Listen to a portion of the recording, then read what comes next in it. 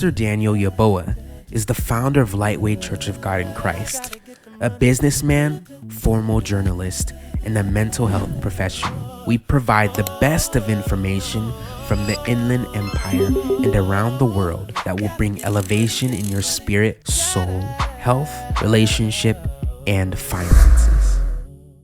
Hello, everyone. My name is Pastor Daniel Yeboah. I'm your host. Welcome to the Influence of Faith and Religion Over Money podcast. We provide the best of information that will bring elevation in your spirit, soul, mind, body, and finances. This podcast is coming to you from the Twin City of San Bernardino and Riverside County, popularly known as the Inland Empire. So we're bringing you the best of information from the Inland Empire, from Ghana, Africa, and the whole worldwide. Now, the Inland Empire is located in the United States, Southern California. Our guest today is Mrs. Jeanetta Yeboah, and I'll do a little introduction about her. She has been on this podcast in the past. Miss Jeanetta Yeboah is a wife who is raising 5 children with she's also an evangelist, prophetess, licensed marriage and family therapist. She's the CEO of Hope and Redemption Counseling Center, Yeboah Family Therapy Services, Yeboah Collections, a premium beauty product line. I would like for you to say hello to our viewers. Good afternoon, everyone. It's such a blessing to be here, and thank you, Pastor Daniel, for having me on this podcast this afternoon. You're welcome. You're welcome. You're welcome. We have the best of a guest that is very knowledgeable, and I know we'll all benefit from information. Now, this podcast is produced by Lightweight Church of God in Christ. Lightweight Church of God in Christ is a multicultural church where all people from diverse ethnic, culture, and racial background are invited to fellowship with us. Whether you're Hispanic, Asian, Middle Eastern, Caucasian, African American, all are welcome. The church is located in the city of Redlands, and the address is 1630 West Redlands Boulevard, Suite J, Redlands, California, USA, and the zip code is 92327. Service starts at 12 noon every Sunday. Or you could catch us online at Lightweight Church at lightweightchurch.com, and you will be very blessed. Our topic today, we're looking at blended families, the beauty, the battles, and why many fail. So we'll be exploring the positive and the negative effects of blended families when both spouses enter marriage with children, and understanding why many blended marriages struggle or fail. Welcome to today's podcast. We are discussing a very important and sensitive topic, blended families. And let's look at what a blended family is. A blended family happens when 2 people marry and one or both spouses already have children from previous relationship or marriages. Blended families can be beautiful examples of healing, restoration, and second chances. But they can also become emotionally complicated, financially stressful, and spiritually draining when it's not handled wisely. Today we'll explore the positive effects of blended families, the negative effects and hidden struggles, why many blended marriages do not last, real life statistics, biblical and practical solutions for success. Now, when we look at the definition, a blended family, also called a step family, combines children and parents from previous relationships into one household. And examples could be a divorced mother marries a divorced father, a widow with children marries a widower with children. One spouse comes into the relationship or marriage with children, and the other spouse might not have children. Can broken families truly heal through remarriage? Now let's look at the statistics. Statistics is showing that about 40 to 50% of first marriages end in divorce. Blended family remarriages often face divorce rates estimated between 60 to 70%. Tension involving children is one of the top reasons for conflict. Financial stress and unresolved past trauma are major predictions of failure. Note, all blended families fail. Many succeed when healthy boundaries, communication, counseling, and spiritual maturity are present. Now let's look at top reasons blended marriages fail. Many couples expect instant unity, but the reality is blended families can take years to experience unity. Children become the center instead of the marriage. When spouses consistently choose children over the marriage relationship, division increases. 3. Lack of communication. Unspoken resentment destroys intimacy, and the signs could be silent frustration, avoiding hard conversations, passive aggression. Unhealed past trauma, pain from previous marriages, often carries into the new relationship. Poor boundaries with ex-spouses. Now, when we look at the emotional traumas, many people enter remarriage without healing from previous pain. This can create trust issues, fear of abandonment, anger, comparison with ex-partners. And these are some of the positive signs that we could identify with blended families. 1. Many adults and children find healing after divorce, abandonment, or death. The benefits are emotional support, companionship, restoration of family structure, spiritual growth. If we ever have any question that can broken families truly heal through remarriage, then is yes, because of these benefits: emotional support, companionship, restoration of family structure, and spiritual growth. Another benefit is more emotional and financial support.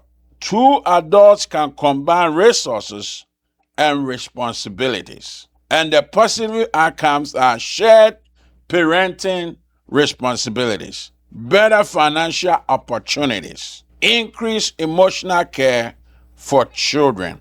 And that means blended families create stronger support systems than single parent homes. Children gain expanded relationship. Children may gain step siblings, additional grandparents, more family experiences, broader emotional support. So, blended families can teach children flexibility and unity. And another point is spiritual redemption and grace. Many blended families become testimonies of God's grace after a painful life experiences. Now we have a few biblical examples. God often restores people after failure and pain. When we look at our scripture, Joel chapter 2, verse 25, it says, I will restore the years the locusts have eaten. Romans chapter 8 verse 28 says, God works all things together for good. Now we will ask our guests to elaborate on the negative effects of blended families. The negative effects of blended families. If you have any good information to share with us, and I know you are very knowledgeable on this topic due to your therapy experience. Definitely. You know, when two people come together in marriage, Yes. they're only thinking about themselves sometimes. Right. And one negative impact of the blended family is when preparation is not made in advance. Because when two people are only focusing on the wedding and building the future together, the titles change once you get married. They change immediately, but that rapport, that relationship with that new parent, that does not change immediately. Right. And therefore, it takes time to build that trust in that relationship. And that's why it's really important to set the foundation in advance, because a lot of children have loyalty conflicts. Right. And so if they have an active parent in their life through marriage or not through marriage, Right. they feel, even if I do have a cool step parent, what will my parent feel about me having a connection with my step parent? Right. And so that's when these loyalty conflicts come in. Or what I often also see is that people wonder, where do I fit in? Mm-hmm. And so the child may not necessarily say, where do I fit in? The Right. child may come up and say, you're not my parent, Right. right? You're not my dad. You're not my mom. And that may come off to the parents as disrespectful, but now we have to look at the negative impact on not setting that foundation in advance. Right. And vice versa for the parent.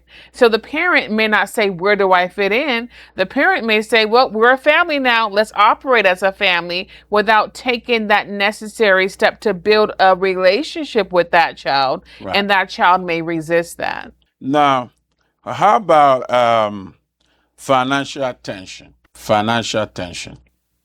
How these blended families could create financial tension Right. in their relationship or marriage. Well, we have to remember, before this new family unit existed, there was a new normal for that child or that Right. family in reference to the finances. And so in some situations, you do have parents that are contributing child support or contributing to the well-being of that child. And when these things are not discussed in the new family unit, it can cause conflict. Or when it's not discussed that we already have set arrangements for the child that were not brought to the light when they were in the preparation of marriage stages. And so these things are very important, because if the child has obligations that the parent is taking care of, or their parent, their biological parent, is taking care of stuff, the new spouse may wonder, well, where is this money coming from? Where are these expenses coming from? Which may bring conflict. Now, emotional trauma from previous relationships. How can that bring an impact on this new relationship, whether being the mother or the new mother, new father, or the children coming together in this type of a household? As you identified earlier, a blended family can be such a blessing, because there may have been components that the children were not recipients of. And now bringing this new parent on board, it's like the parents feel that the family will be complete. However, when we look at it, if that child has not adjusted to the emotional wound, the trauma of not being with their parent, that if they haven't received the necessary support, it may be difficult for that child to adjust to the new step parent if the proper work and the foundation has not been set. Because a lot of times mom and dad will come together, they'll get married, they're happy, but that child still has emotional wounds that may have never been addressed. And I think it's important to build a safe space for that child to process their emotions, Right. and be able to unpack how they feel. Now, the child does not have any impact on the marriage, not at all, but it should be taken in consideration if that child is still dealing with some trauma or unresolved pain from not being with their parent. So I could also add that emotional trauma from previous relationship. Many people enter real marriage without healing from previous pain, and this can create trust issues, fear of abandonment, anger, comparison with ex-partners, and these are issues that can undermine blended families. Now, let's look at top reasons blended marriages fail. And my first question is, how do you explain unrealistic expectations? Because many couples expect instant unity with the new father or the new mother or the new children to all unite automatically once they come together as a household.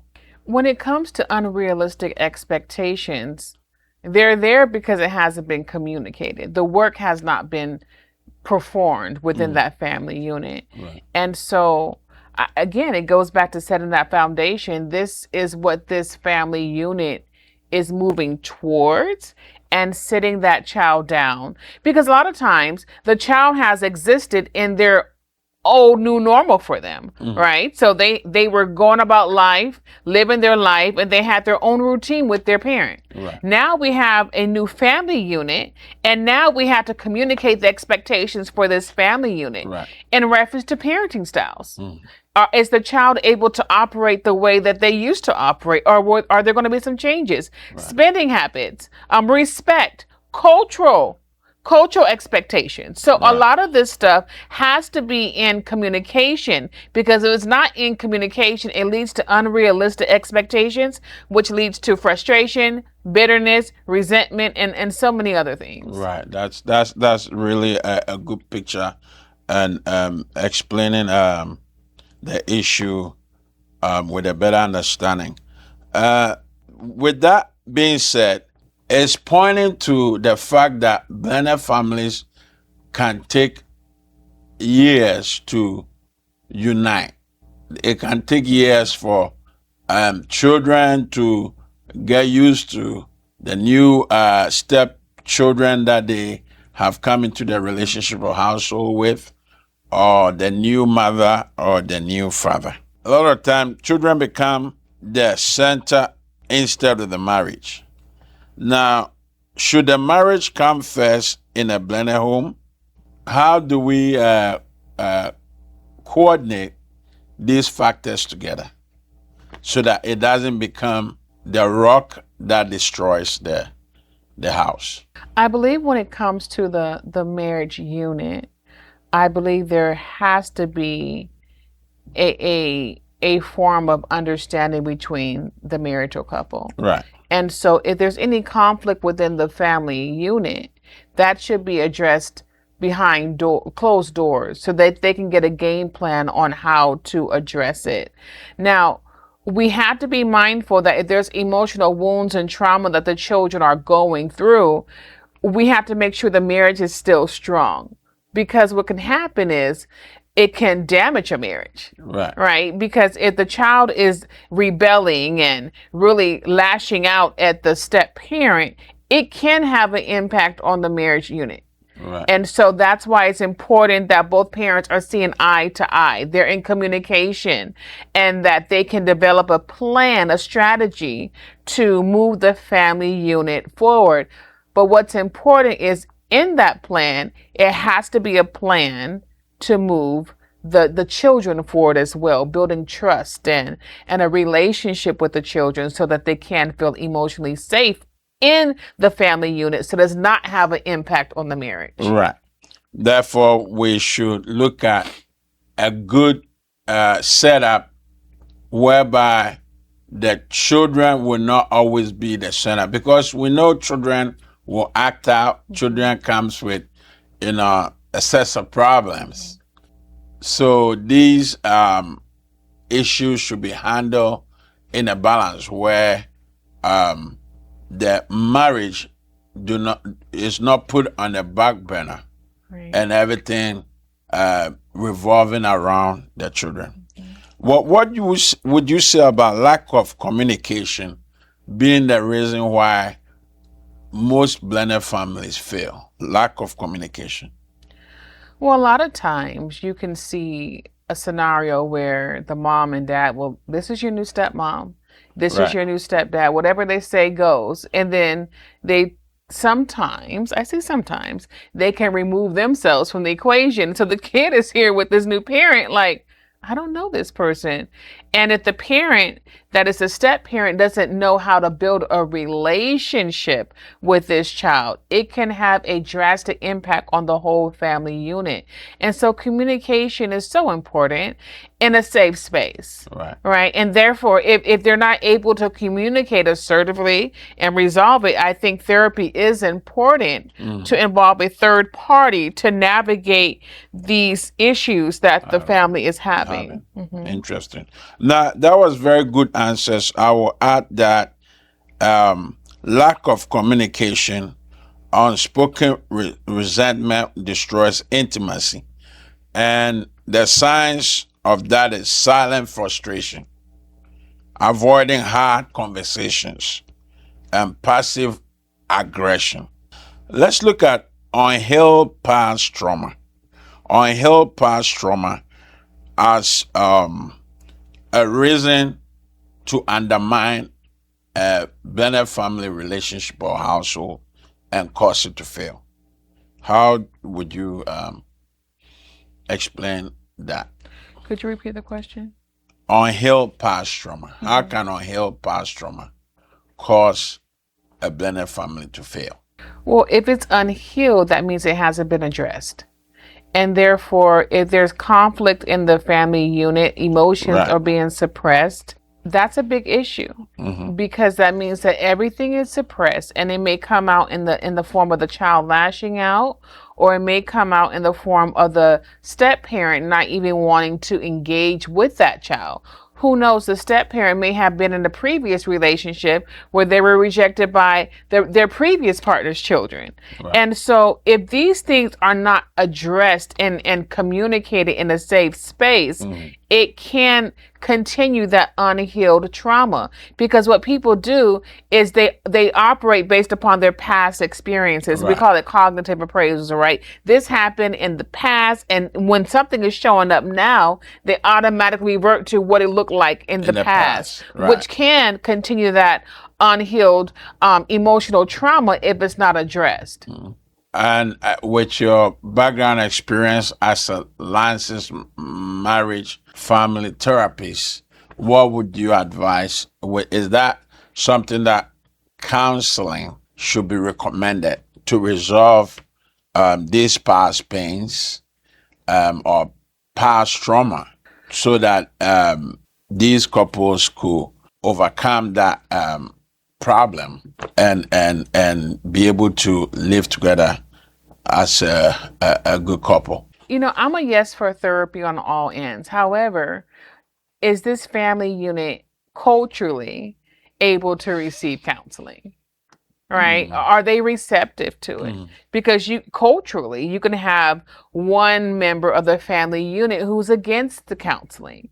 And so, and if they are a huge factor in this family conflict and Right. they're not coming to the therapy, yes, the other individuals can receive treatment and work through processing their pain and their trauma, whatever's showing up there, but the other person needs to be there as well. Don't want the therapy. Right. And so if the family unit is receptive to it, I will say absolutely 100%. We should also look at poor boundaries with ex-spouses.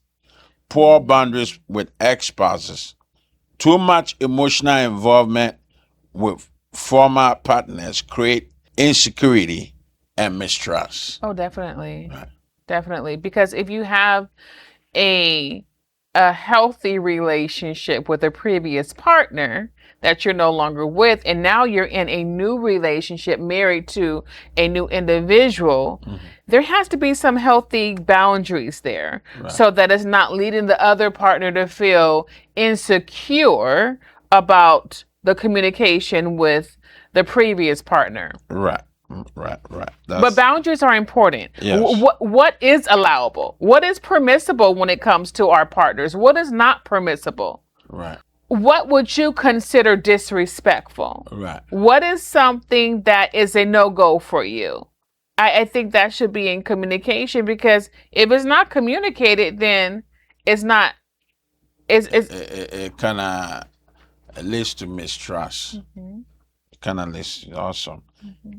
spiritual disunity. Spiritual disunity. Without shared values, discipline, and visions, families become divided.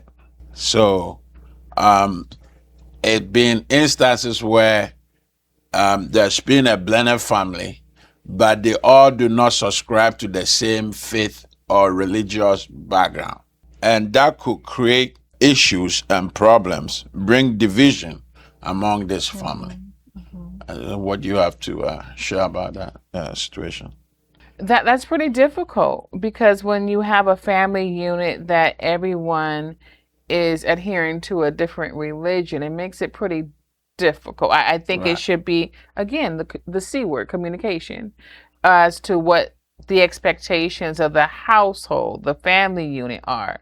Now, if mom and dad are practicing different religions, that's a whole nother discussion because now the children are going to have to feel, like they have to choose which side that they want to be upon. Like, am I going to follow my step parent or am I going to follow mom? So I think it should be in communication, what the expectations are for that particular family unit. Yes. When should this issue have been addressed?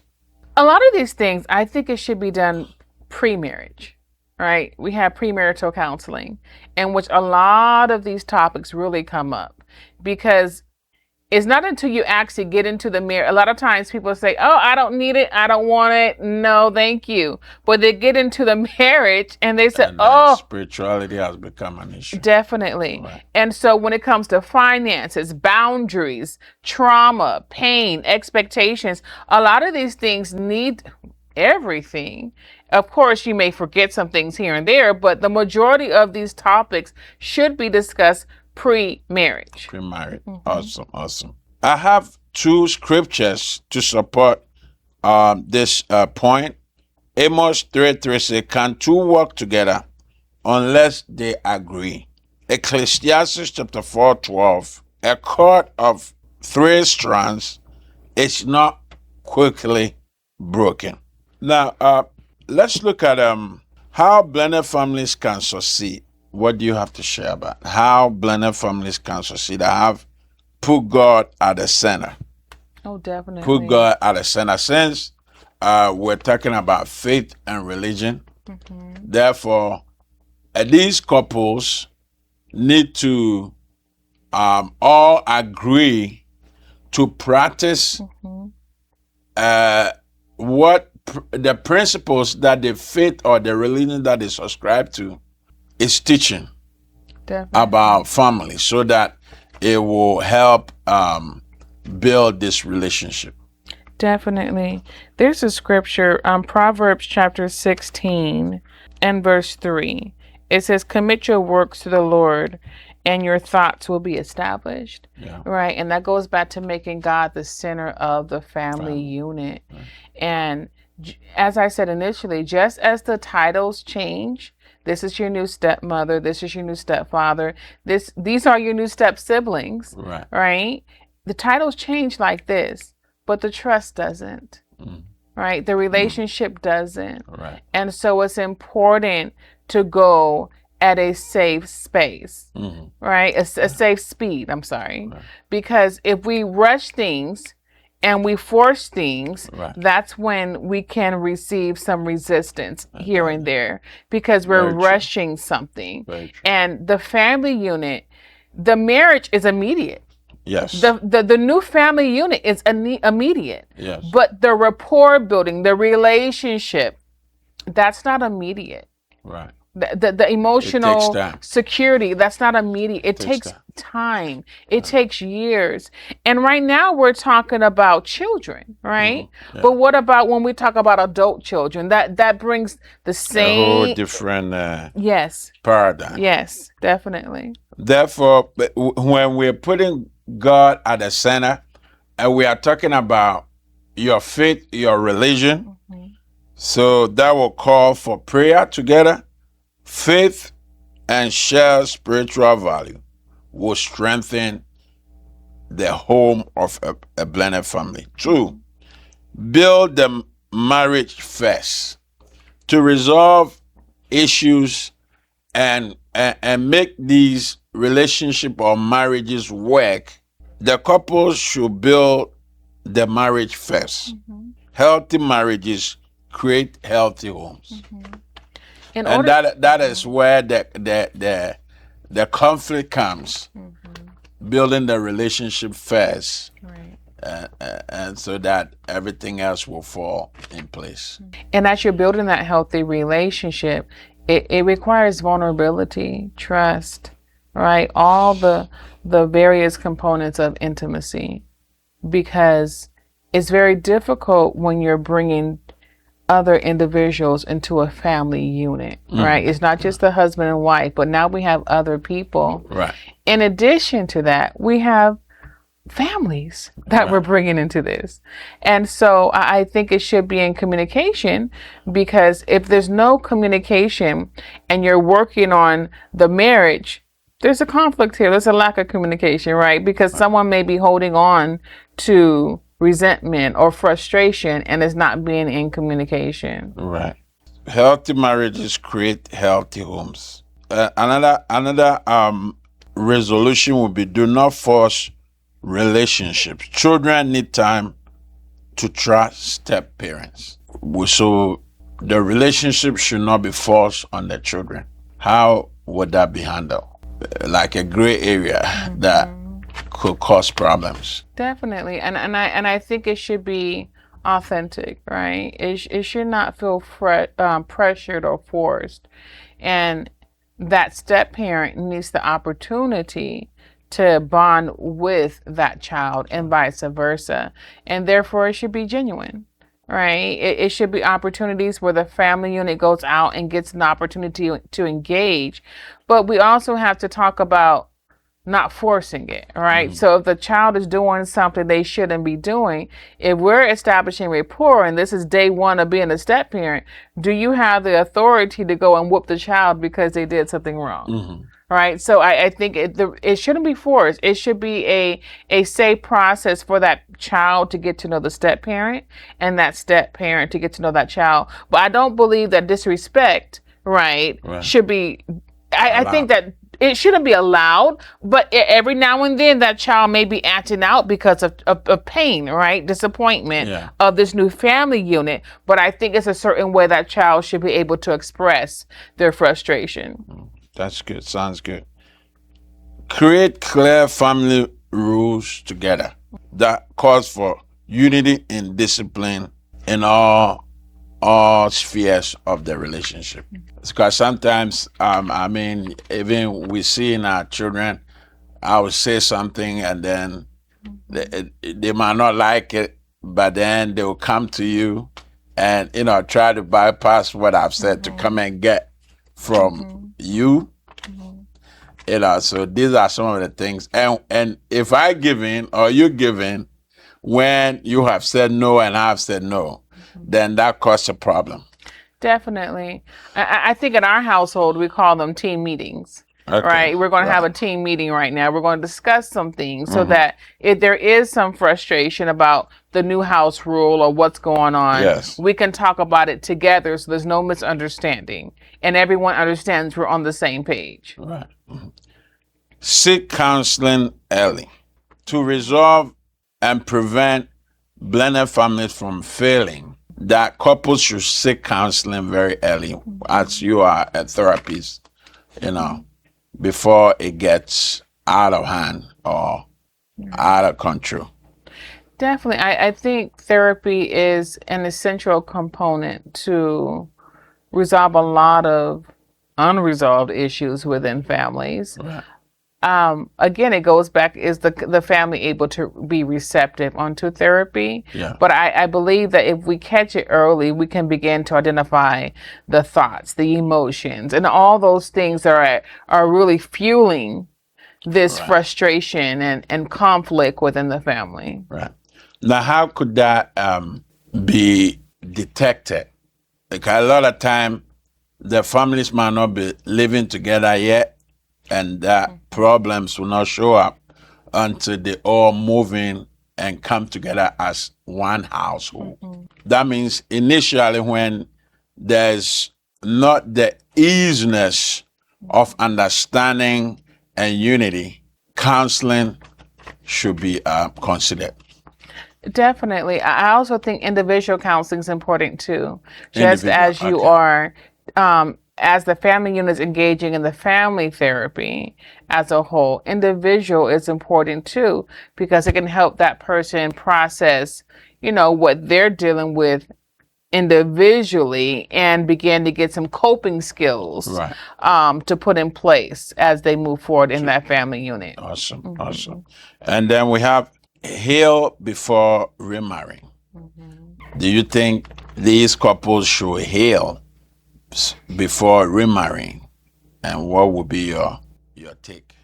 Well, ideally, you would want someone to be healed before they remarry. Unfortunately, we know we don't have that blueprint to tell people, Right. don't get married right now.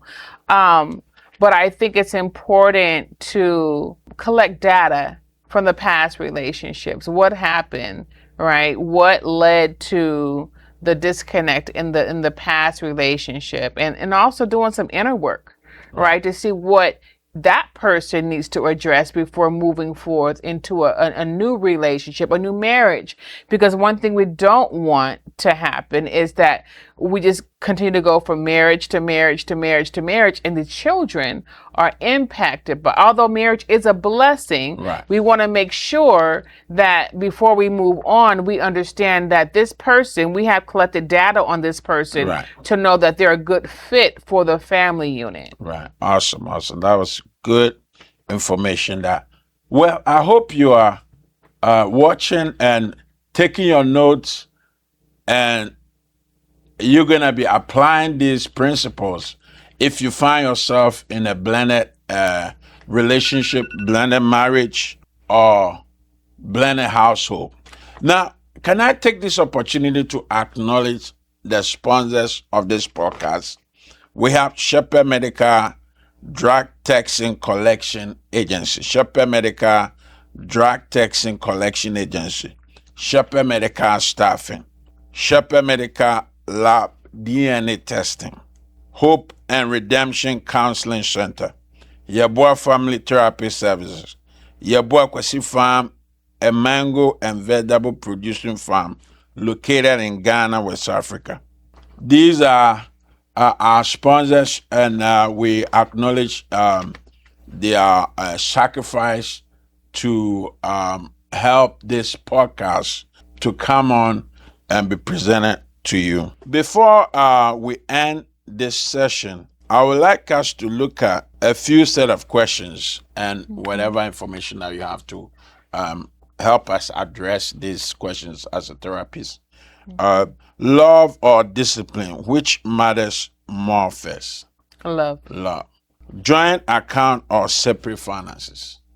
Discussion, communicate, because the couple has to identify what the goal is for the family unit. So I can't automatically say joint accounts because one person may be bad with finances. So they have to have that discussion as to what Which type of account will be good for them. Should step parents discipline children? I would say build rapport, build that connection, that trust with that child, but not immediately. I will not say immediately. I believe that it should take some time to build a connection with that child. Okay. Is healing required before remarriage? It's ideal. Right. It's ideal, Yes. but it should be the number one issue a couple should look at before they even make a decision to enter into a serious relationship that is leading to marriage. definitely. And if I can go back to the previous question, I omitted the biological parent. So I think it's before the step parent starts disciplining the child, we need to involve the biological parent in it, because the biological parent may say, I don't want this individual disciplining my child with a belt. So I think that's something to discuss in the family unit. That's important. But do they have that type of say to determine which form or shape of discipline that should be used to address the children? Well, what I have seen is some biological parents may say, "Well, you have an issue with my child. Incorporate me. If they're caught stealing or if they're caught doing this, please inform me. Don't just go off and haul and start whipping my child because I want to be involved in the process as well." Now, if the biological parent is okay with discipline verbally, like you shouldn't have done that, just giving that constructive feedback, Right. that's good as well. But I think when it comes to disciplining, that is really a matter to be in communication. Touchy area. Biggest threat to blended marriages. What do you think is the biggest threat to blended marriages? Unresolved trauma, pain, loyalty conflicts, lack of awareness, and lack of communication. I think those are the biggest conflicts. I will add misunderstanding with finances when financial issues are not agreed on. Lack of communication. Couples are not on the same page with the finances. Well, blended families are not automatically doomed, but they require extraordinary patience, wisdom, communication, healing, and spiritual maturity. Love alone is not enough. Intentionality matters. Communication matters. And most importantly, God-centered leadership matters. A blended family can become either a battlefield or a blessing depending on how it is built. Thank you for joining today's podcast discussion. Please subscribe, share, and join us next time for another rare conversation about marriage, family, and relationship and faith. We will be with you next time. We want to thank our awesome guest, Alliances Marriage and Family Therapist, Miss Jeanetta Yeboah. Thank you for coming to share your knowledge and your experience with us. And I believe it will go a long way to help many, many relationship marriages and households that are blended but have issues and do not know how to address those issues so that it will build good homes. Definitely. Thank you for having me, because as we're talking about blended families are a blessing. Yes. It's just how we communicate the expectations and navigate through this new family unit so that the whole family can move forward with the new normal. Right. All right. Bye-bye. We'll see you next time. Bye-bye. Gotta get the money.